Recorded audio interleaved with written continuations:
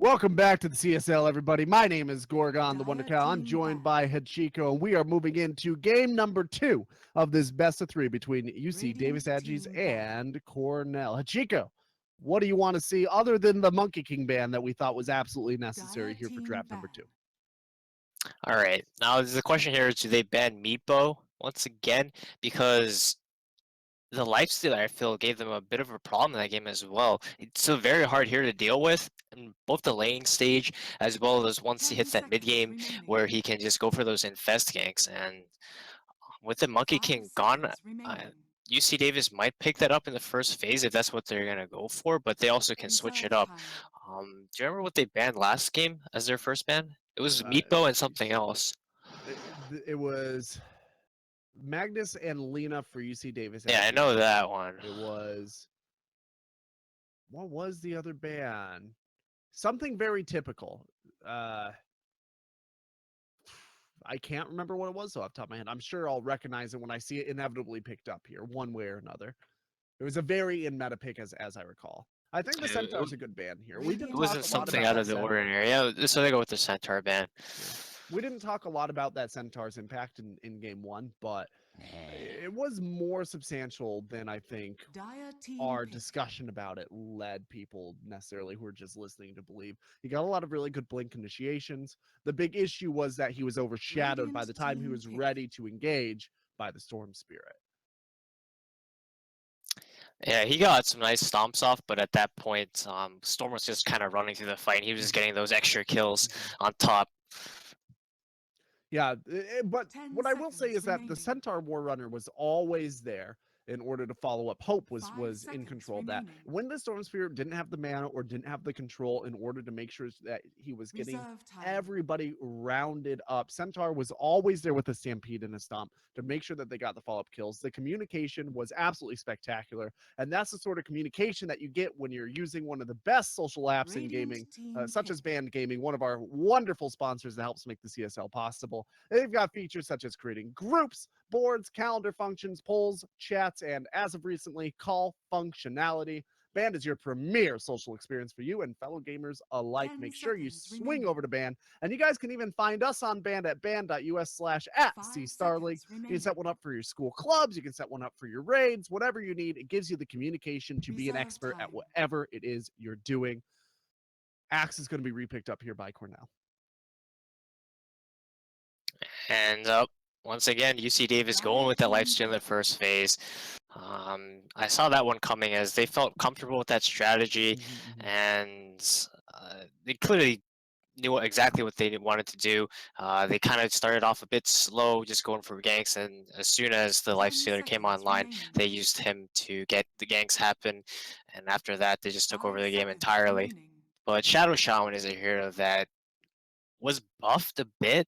I think he got something like ridiculous, like plus 18 base damage, and he did get minus 100 attack range, though. I think people overlook the attack range nerf when they're talking about the damage. It is harder to zone out in lane when you have to get much closer to your opponent. And then he was changed a bit once again in 7.05, I think, with his talents a bit. I think he has like +3 shackles duration on level 20. This is a hero where you play him as forward position support, he gets Midas, and he might just carry your game once it comes to the late game, because that's like an 8-second disable. If he gets something ridiculous like an Octarine, I think he'd actually perma-stun someone, but that's kind of the fringe case there. But a very strong support if he can get his farm up, but also he can be pretty underwhelming if he just falls behind and pretty much food for the enemy team, actually. Yeah, you don't even need the Midas on him anymore. The 7.05 change was, it used to be level 25 talent, the +3 second shackles. Now it's a level 20 talent, which means you're probably going to get it at a pretty decent stage in the game, regardless of whether or not you have a Midas. So you don't necessarily have to take that much of your team's resources to get the Midas early enough to make that happen. As long as you're able to stay relatively in lane, push very frequently onto objectives to open up map control, which is basically what Shadow Shaman wants to do anyway. I think it fits the overall hero much better having that at a 20 talent instead of a 25. And he has the experience gain as well. And I think he did get a change in his 25 talent, having plus damage to his Aether Shock, and that's gonna allow him to like pretty much one-shot create waves even in the late game. And having a hero that can spam waves is not to be underestimated because that's not only a defensive ability but also just allow him to be a very annoying split pusher. And it's something that you can't ignore when if he gets to your base, he just drops the wards, and if you don't have a hero in place to deal with them, he's gonna start taking your tier threes and even start ratting your racks. Yeah, it's actually a big change that happened to him in 7.00 as well. And that's before we saw the increase to base attack damage, when we really saw that clearly the Dota 2 team wanted this hero to start to be more viable in the competitive meta. One of the big changes they made in order to make that happen was that they changed his Ag Scepter to no longer increase Serpent Ward attack damage, but instead gives them a split shot. So they attack 2 units each, and they have additional attack range. I think it's 225 additional attack range onto 2 units simultaneously. So your ability to push high ground with the Shadow Shaman if the game stalls out into the late game is really, really good. You drop those serpent wards up onto the tower. They're constantly attacking the tower, but also harassing down any heroes that come to try to stop you. It's much more effective than it was before, especially if you, for example, get Ags and Refresher. Um, so I would not at all be surprised if this game goes late to see that Shadow Shaman starting to build toward the blue help. Well, we talked a lot about the Shadow Shaman, but not much about this Warlock pick coming out from Big Red Bears. He's a hero that, similar to the Coddle, can provide a relatively strong dual lane with the axe, and I feel like they definitely need to do something to slow down this Lifestealer, because allowing him to just have a lane start out as a tri lane, and then his supports can leave, as we saw that in the last game, because they just need to tri lane for like, let's say, the first 2 or 3 minutes or so and get a level advantage and life steal. And at that point, he's totally happy to just solo against Axe. And that's just something that allowed UC Davis to create so much space for their team in the last game. And maybe starting out the lane as Axe Warlock, um, forcing Life Stealer to try to fight for his farm rather than getting it for free, will slow down the game in general for UC Davis. Do you think that banning the Monkey King is enough? Because the Monkey King was the big primary factor in forcing that axe out of lane. The CM helped a lot as well in the rotations, but ultimately, as you mentioned, Monkey King, one of the best heroes at harassing an axe, who is otherwise very difficult to harass out. Does banning the Monkey King by itself potentially suture that lane up and make Axe more competitive up against like a Life Stealer Shadow Shaman dual lane? Well, if it's Life Stealer Shadow Shaman, Axe can do okay, but UCDB is actually not opting to show their second support here yet, unless it's going to be the Abaddon. Of course, he can be played as a support, but I don't think that's his role at this point. He's probably going to be sent to the off lane. Yeah, the IX Mike Abba is probably what we're going to be looking at. But the offlane Abaddon is significantly weaker than it was previously because of the changes to experience. He gets his 6 a lot later, and his general just stat changes as well just make him overall not as dominant as he once was, especially if he doesn't have help. Against certain lanes, he just can't lane, and at that point, he's just kind of a liability. When he's up against a very strong tri lane that can just zone him out, he's not going to be able to jungle, such as Axe can. Yeah. So Cornell is pulling in a lot of very strong objective pressure heroes. Axe really great at cutting waves early to pressure objectives. Warlock is really great at zoning around objectives while he takes them, and always the threat of a chaotic offering. Lena with the fiery soul, and also of course you see Davis Adji's banned Lena last time, so clearly it's a hero that they're not super happy to see in their opponent's hands. Do you think that they're going to try to step up the pace this game? Is that their correction plan after losing game number 1? But with their picks so far, it looks like they're going for a similar strategy, just not allowing that Monkey King to be utilized by UC Davis, because Lena kind of is a similar here to TA. She dominates her lane most of the time. I mean, she's more magic damage based than physical damage, but provides the burst that a TA does, and at the same time has that ability to gank with the axe pretty well. So I would say they're just from their draft so far. I mean, the Warlock is kind of a stand-in there for the Kato as well. Does a bit better against the Life Stealer, of course, because he does have that ultimate to go through the Rage. But So far, it's looking like they want to do something similar to that they had last game, just maybe lane it a bit better, not having the play against a Monkey King this time. Yeah, so the Lone Druid is, I assume, going to be coming out here as our mid laner to go up what I assume would be a mid lane Lina typically. That bear is going to be a really potent harasser into Lina. It works really well against any hero who's reliant on casting spells in order to simultaneously creep hit and harass. So basically any bottle runner who's magic reliant. The bear has so much health that you don't really have to be worried about the fact that Lina's able to spam spells out. And it takes away a lot of her defenses. 10 seconds remaining. Yeah, so with that matchup, I'm not so sure because I think the Lina still can do fairly well in that lane. This is the fact that she can push out the wave a lot better than a Lone Druid can, and it's going to be up to if she can hit her level Yeah, she can 2 land her Dragon light strike Slaves to onto a regular the... dragon slave. That would be big. But if the Lone Druid is able to keep make it so that Lina cannot simultaneously hit his hero and the creeps with the dragon slave because he's got the bear in there harassing and last hitting instead, then it becomes a really difficult lane. Right? I agree with you. It does come down to if Lina's hitting those spells. It is one of Lucky 57's signature heroes, I believe. So I think he should be familiar with the matchup and just gonna be able to do just fine. Even if he doesn't do the best, we saw that UC Davis was able to come back, even though their mid doesn't outright win. Yeah, he's going to have to make sure that he's playing with utmost technical proficiency in this lane, though, because if he does start to slide, it could really slide away from his favor, especially with the potential Shadow Shaman rotation. If you are trying to play to your utmost technical proficiency, you want to have the best equipment available, and we just want to go ahead and thank ASUS for helping to provide scholarships and equipment for CSL family in order for us to do these awesome giveaways, like we're doing the video creation giveaway that you can find on our website, as well as, of course, sponsoring CSL for the overall prize pool. They have joined the family for the first time this year, and we are very happy to have the provider of everything esports, be it monitors, laptops, routers, graphics cards, motherboards, literally everything. Don't go into your next battle unless you're equipped with ASUS. Crystal Maiden coming out, but this time for Cornell, and Ricky coming out. And that's going to play very similarly to the Monkey King in terms of the vision potential that provides. But does it give them enough harass and lane kill potential? Let's see here. Definitely with the Ricky coming into Abaddon's lane, he can do a lot of harass to the Crystal Maiden or the Warlock. They're pretty squishy heroes, and at least force them to use a lot of their regen. Having the Shrine available, they can play aggressive, but that means Lifestealer Shadow Shaman is going to be left alone. So I don't see Ricky try to kill an Axe.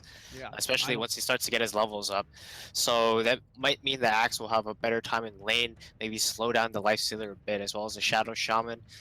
And I'm actually liking Big Red Bear's draft a lot more in this game compared to UC Davis. And you had kind of said maybe an aggressive try or something coming out from Big Red Bears before. I actually think this game would be a better round for them to try to do something aggressive. Either aggressive dual lanes, maybe an aggressive try, but likely not. Just throwing that Warlock in with the Axe into the off lane. But Ricky is not going to be enough to be able to harass that lane out, so he'll probably have to roam away anyway. That gives you a very favorable 2-on-2. And the CM is going to be able to provide into any sort of off lane from across the map just by the nature of Arcane Aura. Yeah, because the thing about UC Davis's draft is they need to kind of cover all of these heroes. The Lifestealer being left alone with the Axe is going to have a hard time if Axe gets a good lane, especially if some heroes rotate in. The same thing with Abaddon in the top lane is if he has the tri-lane fully against him, he's not going to be able to lane very well. Weaver is a hero that can just chase him down and kill him if he gets under farmed or under leveled. All right, and for our Twitch audience, thank you guys for stopping by and supporting the CSL. Also, of course, thanks to Twitch itself for being a supporter of CSL, as you see their name right across the top. If you guys are looking for more information on Twitch or Twitch Student, you guys can find information about those programs on our page here. If you just go ahead and scroll yourself down until you see the Twitch Student logo. That's the little Twitch logo inside a circle with the Ring of Ivy around it. Looks very collegiate. And why don't we go ahead and run through our players while we have this early game lull, as it looks like, oh, never mind. Ricky's scouting, and they're actually thinking about engaging onto this Lena. She should know something's up. She's getting body blocked here. She's trying to get away. Not quite able to get her, it looks like, but they are going to harass her a bit and take her rune, which is pretty nice.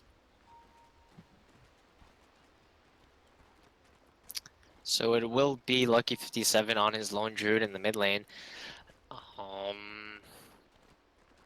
I'm actually going to watch this mid lane to see how it goes against the Lena, especially with the Ricky coming in. It's definitely going to be a pretty important matchup for both these teams here. Yeah, and like we had outlined in the draft, I think it basically down to what is Lucky's positioning and how is Lena able to punish it if it's bad, right? If Lucky's in a position where he's able to be harassed while Lena last hits with Dragon Slave, this lane could go very poorly for him. If he keeps his hero at the wrong angle for her to be able to get that done, we're already seeing that axe dead by the Ricky rotation. So sorry I missed that first blood myself. Hopefully the camera caught it, but my god, we said that this axe is probably not harassing out, and he is most definitely being harassed out very early.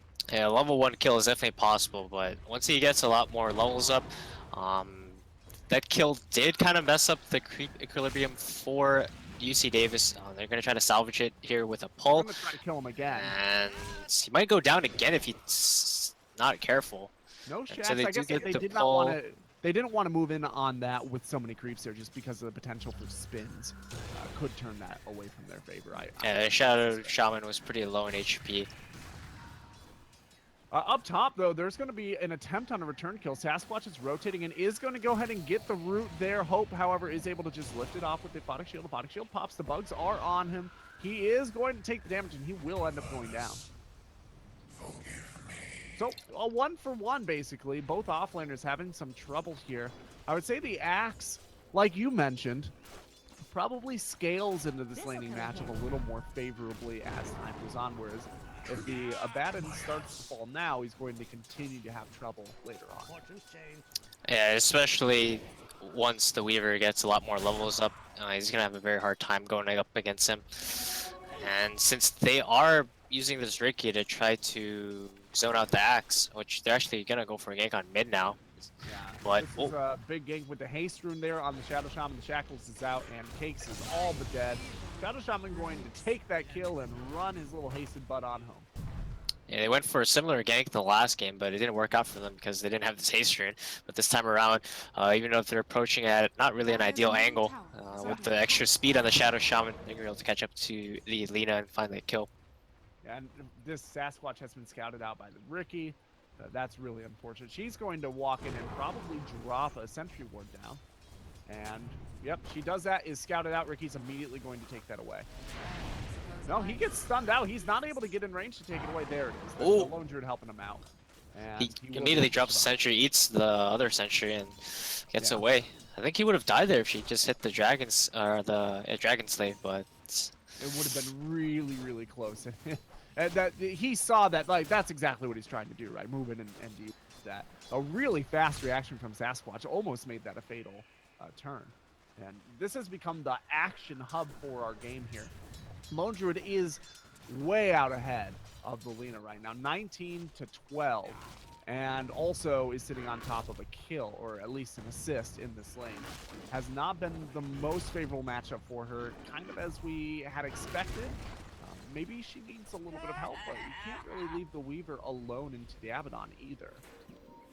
Yeah, with that kill on her, it definitely hurt her, and Lucky 57 also got a very good block to start off, so he was able to hit all 4 of the first creeps on his high ground pretty much, and didn't take much harass from Lena at all. And at this point, he's going to be able to continue to scale, especially when he gets level 5 with the root.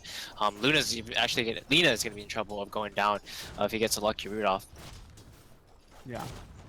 Any rune is really, she's not a very survivable lane. Her best defense is her offense. She puts out so much damage that she normally keeps her laning opposition too low to be able to make any sizable moves. But that's just, it's so hard to do when your opponent is able to angle however he wants and still harass you, as is pretty much only the case with Lone Druid, maybe also Meepo. There aren't a lot of heroes in the game that are able to treat Lina the way that this lucky 57 is treating her. He's showing that he's familiar with this matchup and he's playing it very well at this point. So, in terms of the laning phase, obviously both teams are looking to get the most CS, move into the game as smoothly as possible. Which team has greater impetus to get the momentum early game? Which team has the less catch-up potential if they don't get ahead now? It's definitely, once again, BRB or Cornell that need to get something done in this early game because I mentioned previously where these lanes are vulnerable potentially. Maybe not anymore for UC Davis, but this Abaddon's getting, what in my opinion is a lot more out of this lane than he really should. And that really just comes down to the support play. Both the supports on UC Davis being a lot more efficient with their rotations and their pulling and everything in general, putting pressure on the offlaner mid as well. Oh, that's such good scouting. They're going to try and engage it. The Warlock trying to come in is not going to get in range to go ahead and shadow word onto the Loafer, who will get away. The clean kill onto CM. And it looks like Ricky's going to be able to get away here too. He does have a fairy fire if he starts to get low. Meanwhile, Solar is going to get a kill onto the Shadow Shaman down bottom. It looks like he rotated over while the Shadow Shaman was stacked and pulling here. So that's yeah, a really good time to catch he was just him. pulling to the side, and they're going to try to steal this stack maybe. Crystal Maiden's going to work on it. It's kind of risky because Zax is not full HP. I think they're waiting for Solar to get Tranquil Boots, yeah, because they were on the way out. Now he's going to have full HP and can move in with a lot less risk. Especially since they don't want to give this stack away. That would be a pretty big win there if they get it, but they're not comfortable fighting against a triple stack camp right now, so maybe hold off for it until the Lina can rotate in. If she can throw a Dragon Slave onto there, that's definitely a free stack, but Crystal Maiden is gonna not do much with her Frostbite. They don't know that Shadow Shaman hasn't TP'd in here, and Shadow Shaman's walking all the way down, but as far as they're aware, he's just waiting for them to try to steal that stack to come out and throw down the shackles, and that could be disastrous. Here we go. We're going to see the call on Solar to try to move the aggro off the Sasquatch. The Sasquatch is going to be shackled. Now, that shackle ends up turning away from him as the TP comes in here from the Warlock. Chocobo, that was a good heads-up play from him to try and get as much damage as he could out on Sasquatch, since it was clear that he was not going to survive, but the shackles were held a little bit too long there, and he gets punished for it. And Abaddon might go down here top, as he just needs one more hit. Oh, he actually denies himself. It's pretty unfortunate for Embers there. Yeah, either way, though, Embers is controlling his lane, doing very well. Second on the last hits denies. Basically keeping up with the Lifestealer in terms of net worth. Which is, he's had a lot less support on this Weaver than the Lifestealers had, so they're getting a lot more resources for their effort on the Dire side, at least in terms of that farming lane matchup. This'll come in handy. Oh, Ricky has phase boots. He's pretty farmed 2-0 and 1 on him. Not much experience though, but he's actually hitting pretty hard at this point with the phase boots. When the Crystal Maiden or the Warlock gets caught out alone, they really got to watch out for this Ricky. Yeah, the phase boots, in addition to just the potential for that blink strike to burst a little bit on a CM, that's a surprising amount of your HP pool. And here's going to be the rotation. The Warlock is going to come in for the heal and then try to get the slow out there to make sure the Chocobo is not able to get in. Oh, Chocobo get the shackles, but is too close of a range and is actually getting hit by the spin. That is going to make it a 1-for-1 trade, as the Lifestealer was able to move up onto the top and knock out the Warlock, who also was a little bit too close when his own channeling spell. Now, Lifestealer trying to defend as much of the stack as he possibly can. Maybe we'll be able to get a return kill. Does not have the mana for Rage. Ricky's going to secure the kill instead. Now trying to move on to Sasquatch, do a little harass. All said and done, the stack loss is painful, but I think the 2 kills end up working out in favor of UC Davis Aggies. That's a big kill for Rick, you know, he has even more gold to spend, and that will also boost him up to about halfway to level 5. A level and a half. Yeah. And now the Lifestealer bombs begin. That's just against CFI. Good night, little lady. See you on the other side. And all of a sudden, we are seeing the importance of lane sentries. CM does not have any vision. Let's take a look. Warlock is sitting on top of some sentry action, and Lina's sitting on top of Dust of Appearance. But now that the Infest Bomb is available, they're going to have to be very active with vision. And meanwhile, in the mid lane, Lina did go down to Lucky 57 as well. He almost went down himself, but he was able to get the turnaround. That's been the tail of the tape for Lucky 57. He's been getting out by the skin of his teeth in several of these engagements. As I say that, not getting out is the Shadow Shaman in the mid lane. The rotation from Solar caught him off guard. This is already looking like one of those Shadow Shaman games, but he's also a hero that can come back fairly well, as long as his team helps him out, and his team is definitely doing pretty well at this point, as they're pretty significantly ahead in net worth, about 3,000 at this point. 3,000 at 11 minutes is nothing to shake a stick at, but it's certainly not insuperable. Axe is going to rotate up into this Ricky who has scouted him. He's trying to move up, but this Abaddon was forced to use his ultimate a minute ago. So if they rotate and kill him now, that would be pretty big. And there's also a big stack here that the Axe is able to try and get one more stack. The Ricky's going to thwart that attempt. And then he's going to soak up this experience, I would assume. That's a pretty big win for Ricky. He's going to hit level 5 off of this. And they're going to rotate in Chocobo. The silence is there. Axe is going to be held into it. It will not stop his spin, but it will lead to his death. The Weaver trying to rotate in, but Weaver's not sitting on any vision. We'll have to give the Ricky up. Yeah, Ricky doing a very good job of scouting out the enemy team. He has a lot of items in base. And once he gets that, he's actually going to be a very formidable force to deal with. Both the Lina, Crystal Maiden, and Warlock are pretty squishy, and having a Ricky this farmed at this point in the game, definitely going to threaten their lives if they're just moving out alone. The big problem, too, is that they're just not able to move in on Lucky. He's yet to die. He's got to kill 2 assists. They just rotated 3 heroes in and weren't able to significant amount of damage to him. Meanwhile, the Abaddon is dying top with the Weaver just moving in and solo killing him with the dive. In the mid lane, like, look at this Lone Druid just harass out Cakes despite the fact that he has a Warlock right next to him. Oh man, Lucky 57 having a very good game, and I did call Lone Druid as one of his signature heroes, and he's showing it right now. Yeah, this is definitely a player who knows this hero, knows matchup. Lina probably was not expecting this during the draft either. It's not a super common mid pick. Yeah, he kind of fell out of the meta entirely, especially as a mid hero, but making it work now. Down here. And Lucky is actually going to get himself another kill. He's got a double damage turn. He might even be able to get away. As Embers is trying, very nice use. And Sasquatch is very low. Unfortunately, the bear can't attack from this range, but the Ricky can. The blink strike in is inside the tower range, is now not. There's still no dust on this Axe or this Weaver. At this stage in the game, with a Ricky who's gone 5-0-2, you absolutely have to have vision on all of your heroes. Any kill on this Ricky would be an absolute boom for the Dire side. Oh, now immediately rotating to an Infest gank, and Cakes has to watch out. The ward there, and Cakes is just going to be dead again. Or it might be Solar. This is not what he wants to be doing with his Blink Dagger, as he's just picked it up, and he actually blinks away. They go for Cakes instead. They see that, and they go for the more susceptible hero, Lina. Yeah, the Lina just has no defense. They knew that Solar couldn't come in, and even if he could, the wow, smoke is gonna with the hacks. There is going to be the Warlock throwing out the Fatal Bonds and trying to get the slow there, but he's immediately forced back up by this Ricky who's so far. Meanwhile, Lifesteal is moving on to the Axe with the help from the Shadow Shaman. Ricky folding out the front lines, not the position that Ricky normally has. That will end up being his death, but 3 heroes already down. The Warlock going down, as well as the Lucky dives to tier 2s, does additional damage, and he gets the... he is going to try to TP away. It is not going to work out this time. 4 heroes for 3.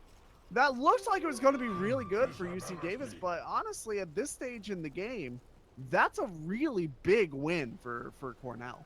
Yeah, it was not the best at all. We were getting a lot of that, out of that. Whoever got the Axe kill as well.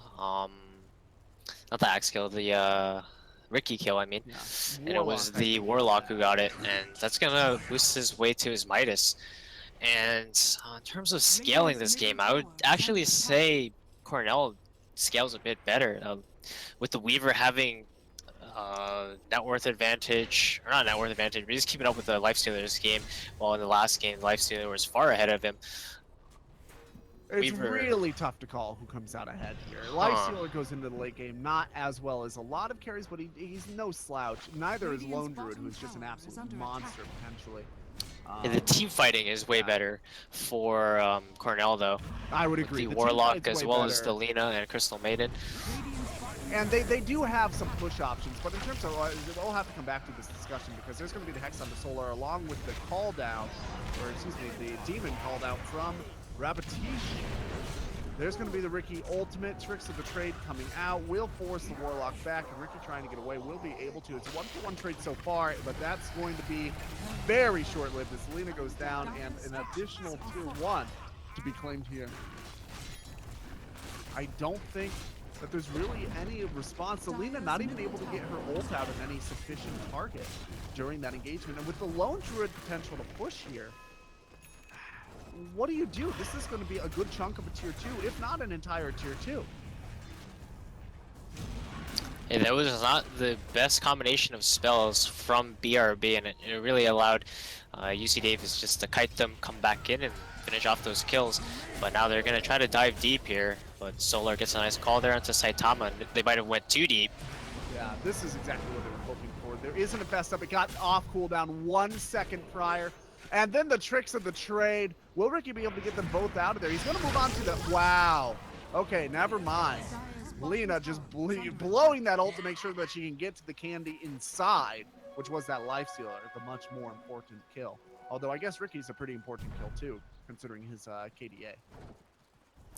Yeah, I feel like even without the Warlock ultimate this game, their team fighting is still very strong compared to UC Davis, as long as they don't fall too far behind in terms of net worth. Having that Fatal Bonds with the Axe, if he gets a nice call off, that's easy kills for BRB. Yeah, I'm really surprised that UC Davis dove that tier 2 just now. They could have just as easily held themselves back a little bit, gone back, shrined up, so went around, got in Roche. Embers! Wow, Ember's going to get very low. This engagement is going to start getting a little brutal as the blink in here from Solar is going to claim the Shadow Shaman. He'll be able to get away scot-free. Very sad Shadow Shaman this game. He has about more than half of his team's deaths, and that's just Shadow Shaman with a bad start. He really has to get in there to cast the spell, and with the stuns coming out from UC Davis on both the Axe and the Lina, he's just getting caught out. And now they get a very nice call. Yeah, very nice call, and that's just going to be a dead Lone Druid. And I'm starting to feel a stalling out here. Lifestealer trying to make something happen, but pulling out a CM in exchange for your Lone Druid is not what you want. Nice 3-man call. 3-man call. There's going to be ultimate from the Abaddon, but the damage is there. The Lifestealer goes down from the Lina before the call is even over. Now Abaddon's ultimate has already been cast, and it is just a matter of time before this man gets chopped down like so much wood in the forest. No one will hear him fall, and he's going to be back in the fountain very shortly here. That is a huge exchange. Huge for the Cornell squad. And that's without using the chaotic offering. That was just their team fight. And I really called it before, where if Axe gets his calls off, their team fighting is way beyond what UC Davis can handle. Yeah, UC Davis really had control of the pace of this game before they dove that tier 2. They realistically could have gone around for pickoffs while their opponents were trying to make anything happen in terms of farm. They could have gone around and just kind of out-farmed, split push, played to their advantages, but instead they fed in just enough gold. Wow, Ricky almost going down there by accident. Yeah, they instead kind of played into their opponent's hand, gave this surge of advantage. Now the Warlock's been able to pick up a Midas, and there is no longer an option for UC Davis to play this passive game where they're able to just kind of out-farm, out-maneuver their opponents. They're kind of forced into these team fights now, and that's a really bad situation to be in. Oh, Ricky does get the courier snipe. That's good. It had nothing on it. It was going to the secret shop. But, 3 minutes without a courier is still pretty annoying. The Weaver is going to be going into BKB next. Does have Desolator up, does have Dragonlance up. Axe is almost up to his Blade Mail. And that's a really, really big pickup against the Life Stealer. He's able to call through the rage, the physical damage also goes through his rage, and this Life Stealer is going to be very vulnerable. And they smoke up to try to stop this Roshan, but even if they get there with the Lena TPing out, they have no catch. At this point in time, they're really dependent on the Shadow Shaman to get a blink or something, but he doesn't even have his mana boots yet, and okay, well, this I mean, as long as they have the detection, anything that they can get is useful. But right, moving in, this is exactly what we were talking about a minute ago, where to play to the strengths of this draft, they need to move in and find individual heroes who are trying to farm. Just try to avoid the team fights. A really nice pick by Saitama. Yeah, Ricky is their best chance of bringing this game back right now, and he's had a fairly good game so far, but as long as Cornell keeps up with their detection, I mean, he's gonna eventually be a non-factor, not being able to get in there and continuously provide these ganks with the Lifestealer, and maybe even putting his Lifestealer in a bad scenario up against the enemy's Gem or Sentries. So one issue here that I think Cornell are dealing with is that they did end up putting the Aegis on the... That's not a particularly good Aegis carrier, because Weaver's really dependent on time-lapse for survivability. Time-lapse brings you back 5 seconds, and the Aegis waits you out 5 seconds, so he basically ends up just holding still. You normally want to keep your survivability spells until after the Aegis is used, but with the Weaver, it's a really hard option to do. But the Axe just isn't farmed enough yet to be a strong Aegis carrier on its own right. So they didn't really have a very, very solid carrier, and that means that they're ultimately trying to use this Aegis to buy some farming time, which is kind of honestly playing into the Radiant's playbook here. And it's going to allow them to get their next set of items up on UC Davis. I don't think there's much to be done in terms of pushing with this Aegis. Right. As of now, they want to try to get these force staffs out first on their heroes to deal with the Ricky. And I feel like once they get that, as well as the BKB and the Weaver, they're going to be more confident. And that's one force staff already completed for Rabbidish. And there's soon to be one on the Lena as well as the Axe. Look at this Ricky's positioning with the Lifestealer in. They're going to try to use the Lone Druid as a false flag. Just, hey, look, I'm solo split pushing. I'm trying to distract you. Maybe I'm a gankable target. Everybody is up here, and there's no vision for Dire side. Ricky's actually going to be able to move in onto the Axe. That's a big kill. Without that Axe, I don't think there's a team fight win in the future here. He's down for 44 seconds, and now the Lone Druid's just about done chewing through this tower. This is a big tactical error coming out of Cornell. Saitama is going to rage through the rot, or the root it's using this. Yeah, they're going to take a 5v4 fight. I'm not so sure about this one. Yeah, the Lifestealer is going to be able to shoot through the Luna. He's going to buy back immediately and come in. Susan's ultimate does a lot of nothing. The bear is going to be able to back out. Saitama's tanking. Boy, he does not have the best for 4 He's going to survive for 2 seconds, and he's going to be out. He doesn't even need to. He's going to go ahead and toggle himself, then jump into the Ricky. Ricky's getting low. Tricks of the trade at the last second again. This man is Access returned. They need to get out. He's trying to get away. He's actually trying to salve up. Now Saitama jumps out of him to play a distraction clause. Is going to go ahead and himself go ahead and toggle away from this Weaver. Weaver is going to be forced away by the Lone Druid. Oh my god. Played the Benny Hill theme. They give him a Baton, but that is a very low priority target for such a nasty trade. That was a buyback on Lena. That was a kill on she respawned immediately because of her talent and Bloodstone. Oh, that's there right. Wasn't She's a got the buyback. Bloodstone up. Okay, no, good call. I actually did not realize that she had hit level 15 for the respawn time. There was Bloodstone charges for her though then, so that's they get the call into Lucky 57 middle, but they don't find the chop, but he's still gonna go down. He'll go down more slowly. Okay, Ricky is trying to make anything happen here, and he's actually distracting from the time that they would otherwise be spending pushing. If he can survive this, it's pretty big. He's gonna blink strike over the Chocobo, and look at them just chasing instead of knocking a tower down. They will not end up grabbing Chocobo with that ultimate, but Chocobo does end up dropping down the Master Reward as well. Abaddon moving in, trying to play the front line, is going to have to pop his ult. Solar getting very, very low. His blade mail is up, but it will not be enough. Saitama is going to toggle through. Sasquatch just barely able to survive with the invis. Open Wounds was cast onto him, and the Saitama lives. Worst possible time. Saitama is going to live. The Shadow Shaman will end up going down. It looks like no, the Ricky. Okay, he does end up going down. Tricks of the trade goes out though. Lone Druid is back up as well. We've got a lot of fast respawns coming out. So that was not Ricky goes down to the Fatal Bonds. That was not the best engagement, and the Warlock is going to get out. Or was it an auto attack? For Radiant, but they did end up defending their tower by playing distraction there. So considering that, maybe not the worst engagement in the world. It was only about 600 gold swing. The tower would have been worth more. I don't even know who to give the advantage for that fight. I would say no one, actually, because both teams were just chasing each other back and forth. Minimal kills were lost from either side. I would say it hurt Cornell a bit because Cakes lost a significant amount of bloodstone charges off of those fights. But at the same time, the opportunity cost, that would have been a very easy tower for Cornell to take if they weren't chasing the Ricky and the Shadow Shaman and fighting there, right? So the opportunity cost was the tier 2 tower for them. The opportunity cost for UC Davis was nothing. They were otherwise going to lose the tower. So I'd say that they came out pretty square ahead compared to the alternative, although they did end up a little bit behind in terms of overall gold earned during that period.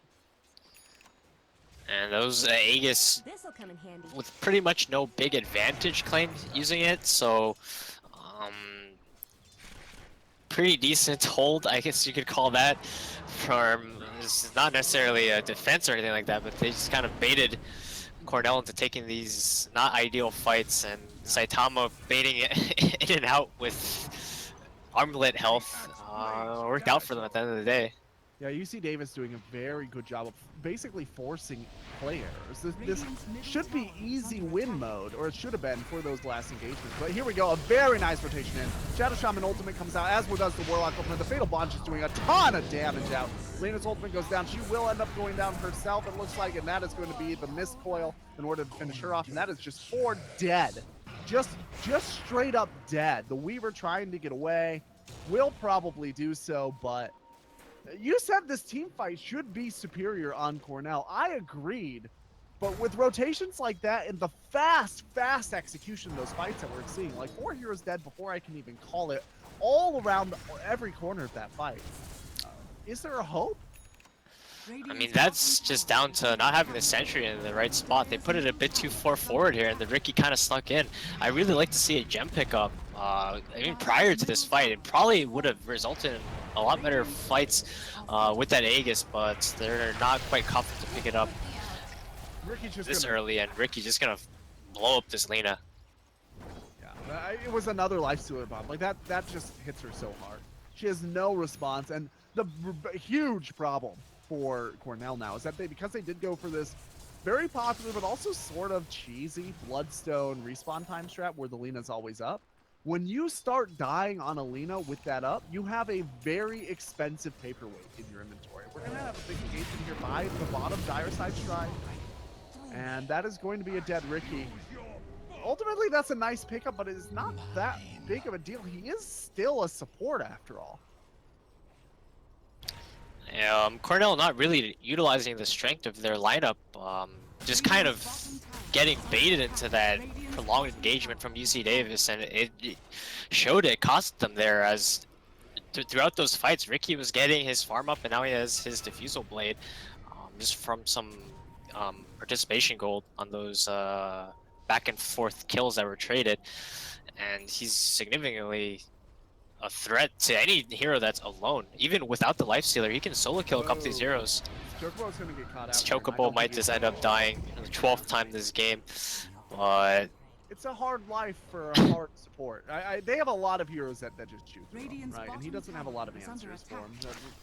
I think Cornell has the idea now, is they're just going to group up with the sentry this time around and go for towers, and this is what they really should have been doing with that Aegis, but I mean, Axel didn't call, but he's just going to get blown up. That's a really, really bad start to this fight. They're all going to have to back out. The Force Staff out there from Rabbitish, but Lifestealer is just charging through. He's actually going to get stunned out. Lena throwing out the Laguna Blade. That's going to be a trade. Lifestealer for a CM. That's pretty favorable for Cornell. They're going to go ahead and try to use Cakes to tank out this Abaddon and just kite him out while his ultimate's running. And look at Ricky solo up the Lena. She does have a Force Staff to get herself away. Yeah. That's a big pick. Like, that Force Staff is absolutely necessary. With the Lifestealer, she can't survive that, but at least the Ricky can't solo kill her anymore. Weaver is here, but does not. And again, the Force Staff is there. A very nice Light Striker Ray is going to call the end of that engagement, but no Chaotic Offering used there. No Shadow Shaman Serpent Wards used there. We're probably going to have another fight again real soon. Oh no. Warlock. I was saying this before. If the hero is alone for even a moment of time. But trade for the Ricky. But they're going to get the kill though.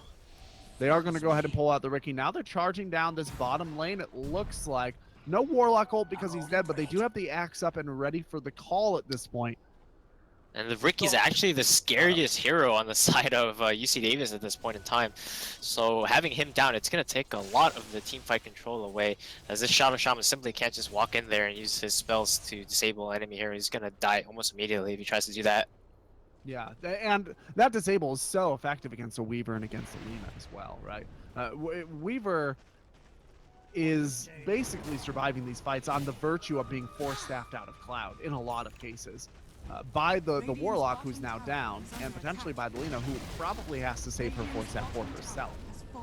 Ro8 is up. That's probably going to be the location of our next big fight. And we see this Lifestealer still at the top of the net worth, but Weaver is staying pretty near him, and I think Embers can just take over this game once he gets his MKB up, especially he's going to be hitting very hard. Yeah. We haven't talked a lot about this Weaver because he's been running in and out of these fights, but he is 10-0 and 13. Like, this guy is absolutely killing it in terms of his control and pacing, his decision making. A big problem is he just doesn't have the overall frontline potential that a Lone Druid does. He's really reliant on his axe, who's got a big call right now, but it's probably going to go down here pretty quickly. The shackles are up inside the Serpent Wards. Unfortunately, some bad spins for the Shadow Shaman. They're going to bring it down. Big CM ulti is going to be enough in order to knock down the Lifestealer as well. And this fight has turned for the worse. The Chaotic Offering Golem is going to go down, but the Shadow Shaman is going to be forced. Or excuse me, that's the Lone Druid. It's going to be forced away. Wow, as I was watching the Lone Druid run away, what happened to the other heroes there? Everybody just melted down. Was that just the Ricky? That was the Ricky doing work. He's My God. very scared at this point. Everybody else on his team running away. I'm watching them run away expecting the follow-up, and he just cuts them off at the tail. Yeah, up to level 19 at this point. He's a formidable threat, son. This is just a dead CM probably. Yep. Now Weaver's going to try to steal, is not going to be able to. He gets the kill. He does. He's done. Wow! And now he's going to be able to get away because there's no vision. Here we go. The time lapse was already used, and the Aegis is going to be popped here. They do not have enough. But Axe is coming in with the call onto the Ricky. Oh, this is going to be a good turn. Wow, what a play from Embers. That honestly may have just saved this game. This was starting to look pretty grim with that Aegis in hand and the high ground potential mid push. Like, look at where these creeps are. This mid lane push would have been immediate after that. They wanted to give the Aegis to Lucky 57, but he was fumbling around with his inventory as he was slotted. He didn't drop his wand or his TP, or backpack it at least. He's got to watch more Eternal Envy. Drop the wand, drop the stick, drop the stick. And his team was just kind of flabbergasted once that happened. They expected him to respawn with the Aegis, but the Weaver just came in and snatched it. Weaver was in there for a long time, long enough for them to know what was happening. He got the kill before he snatched the Aegis. Like, anybody could have grabbed that. Anybody could have denied it. They just watched it happen. A big misplay coming out, and that very well may come back to haunt the Aggies. Oh, that's so unfortunate. The Axe's blink got canceled at the last moment there, and he couldn't get in there. It's all right. If they can get a fight outside of the tower, they want to, and the Aggies are full steam ahead. Remember, there is no Aegis advantage because it did get popped in a trade for the Lone Druid. and for the Abaddon, I think, in that last engagement, or maybe the Ricky. Funny enough, the Shadow Shaman actually still went down there because the Weavers like two-shotted him or something like that with the DD rune. I mean, look at Or this he guy's actually just picked up the DD rune. That wasn't a DD actually. He literally just has arcane boots and support items. Like this guy into a Weaver who's now 13-0 and 15. He's got a BKB Dragonlance Monkey King bar, with the DD now. Bar. Yeah, that's all. That's literally one attack, and you're talking death. Oh no, Axe can't get his call off because of the cloud, but they get the Warlock golem. Here though, the Tricks of the Trade are out. Lifesteal getting very low, not able to knock the Axe down before he goes down, but there is going to be the lightning there from the Lone Druid in order to secure that. That's 3 heroes dead. And Ricky's cleaning up. 4 heroes dead. And maybe 5. That's going to be a full team wipe. And the push is there. Here's the problem. You can either focus on shutting down the damage output from this Lone Druid, or you can focus on getting any sort of area control with this Ricky around, but you can't do both. You just cannot do both. This Ricky actually is just carrying this game, honestly. Yeah, from the very, very beginning. And now Rax in threat. Yeah, this isn't a Rax in threat. This is a Rax in turmoil. It's going to be a Rax no more. But this Lone Druid just pushes so fast. They also... Lena immediately gets blinked on by Ricky. She's going to have to use Yule Scepter, and she will end up being able to pick up the Ricky. You went a bit too deep there. Now Chocobo going to go down. He's going to try to get away here, but he is so low health, he's going to drop down. And now the Lone Druid trying to get the gem. It is just a relay race as they are trying to get that cargo out of space. The big call as they move in here. The Lone Druid is going to end up going down, and now Hope does not have an inventory slot, and he is trying to get away himself. He stayed a little bit too long. All 5 are reverse team wipes. It will be Rax down, but that's a big exchange in the reversal. Oh man, now they have a gem. This is something they really needed. This Ricky actually, like, if they take out the Ricky and that's it, they're going to be able to win any fight, because he's solo winning them these fights with his cloud, stopping the Axe from getting his call off, doing a lot of damage as well. And without the Ricky, they're not going to have that cover for their Lone Druid or their Lifestealer even. Sure, Abaddon can provide some Aphotic Shield and Mistcoil, but I mean, he can't do everything alone. The main disabler for their team is this Ricky with his smoke screen, as well as doing a ton of damage with the Tricks of Trade once he gets it off. He's kind of just melting these squishy heroes, Crystal Maiden and Warlock, but without him, they don't have anyone to go in there really, and Lifestealer is going to be easily kited using these Force Staffs. Yeah, the Force Staffs have been an increasing issue, and it's just going to be worse now that there's not a lot more room to scale without putting that Dragonlance into a Hurricane Pipe. That's just one more potential Force Staff or Force ability in order to kite this Lifestealer out. But you still have to deal with the big silence out of the Ricky. You still have to deal with the damage that's splashed around these fights by the Lone Druid.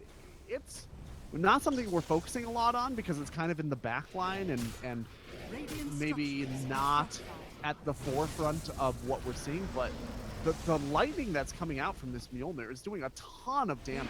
And it's a ton of damage that doesn't cause his axe to spin, which has been an issue for him in the last couple of fights. Axe got a lot of gold off of those last kills there, and he's going to be up to his BKB, and that's going to allow him to get his calls off. This smoke canceling his call has been a big factor for UC Davis in winning these fights. As they lose their gem there, that's the Ricky just coming in. It doesn't matter if they have a gem. He goes in there with the blink dagger and finds her anyway. And they are not done yet. They're going to move on to the Crystal Maiden, no problem at all. The Blink Strike is up. If Ricky can just get in range of the Warlock, that is going to be dead. He does have the Diffusal Blade up. Yeah, he's there. Oh, man. That Blink Dagger with the Blink Strike and the Diffusal, like, what do you do if you're a support? Run and hide, cry your eyes out, but you're going to be wet enough when you go back to the fountain. Radiant's middle tower is under And Dot just playing too fast for Cornell to handle, it seems. They had every reason to be able to just group up and take this game, but the chaos created in these team fights from Ricky just going in there and being caught with that detection a couple of times really costed them this game so far. It's not over yet, but there's going to be a call onto the Lone Druid. That's a pretty big target to knock out. They're going to knock it out with the Lagoon very early on. Chocobo snapping in, or force snapping in, excuse me, trying to stall that out, not quite able to. He's going to go down without much impact, and so will the life stealer. Ricky is here, but he's going to have to get away as well. He's trying to think about picking up a kill on the back line, but it'd be very, very dangerous. His team, like, Abaddon's soaking up a ton of damage. He can get the courier here, maybe. No, Ricky is just going to move around to the south end of this fight while the Dust. slowly killed. Yeah. Dust. What is Ricky still doing here? He's going to tricks up the trade. They can't really stand in this axe. You gotta watch out, bro. Oh boy, yeah. Or they get him in time. That was close. I do not know what Chocobo was doing there. Either leave or stay, make something happen or go, but just giving your opponents the opportunity to pick you off one at a time is devastating. Well, they got the gem back, and they just need to play tighter. I said this multiple times this game, where Ricky's literally the only threat this game, and the fact that he wasn't able to be involved in that past fight, you saw how easily they were just able to clean up. As long as Ricky is taken out of the fight anyway, either killing him or just not allowing him to be there, whether you have a gem or something ready for him, they're just gonna be able to win the fight very easily. Yeah, and now we do have the Ags up on the Warlock, so he's finally going to start to scale into this stage of the game. He's been pretty underwhelming lately. With the Weaver here and the Lina here, they've got a lot of push potential, and Lone Druid's going to do what he can, but he's just going to get called. This is a really bad situation. Force staff to try and get him away, but he's probably going to go down here.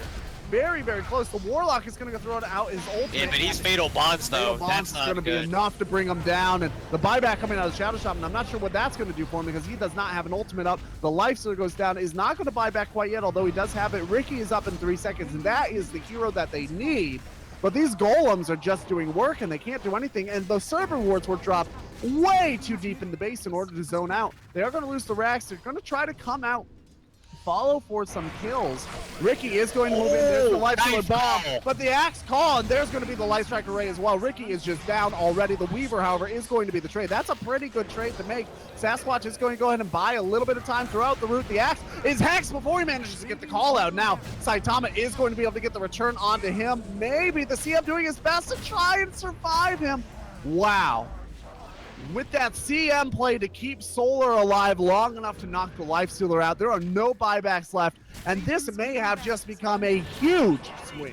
And Weaver buys back. He wants to just end the game, potentially. Yeah, they're going for it. Right, like they know there's no Life Stealer for 100 seconds, no Ricky for 47 seconds.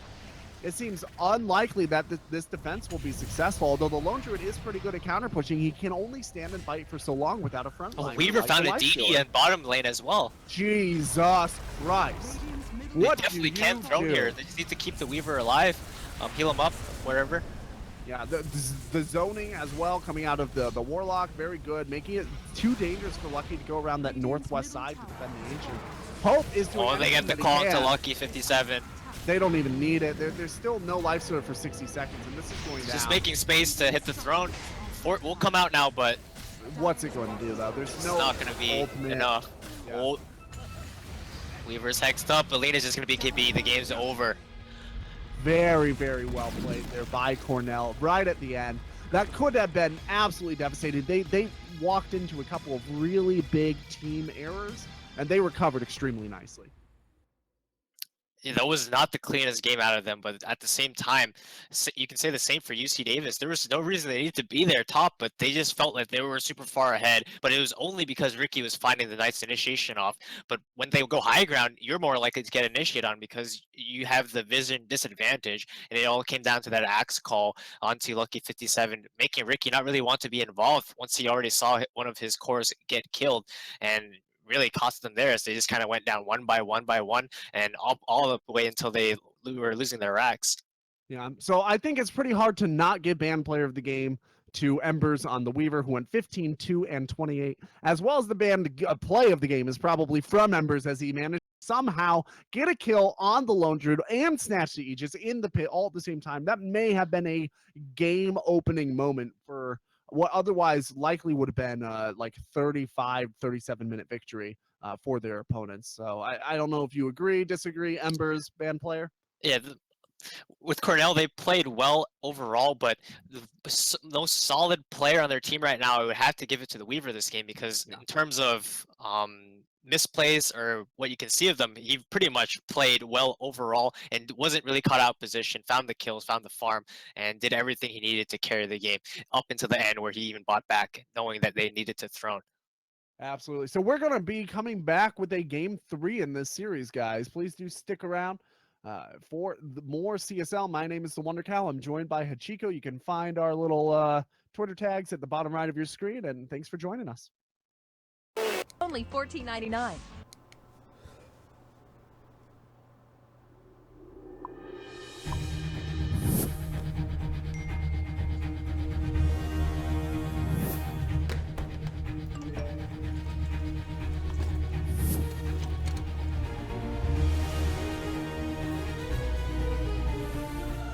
Don't miss the call. Download Band. Communication made easy.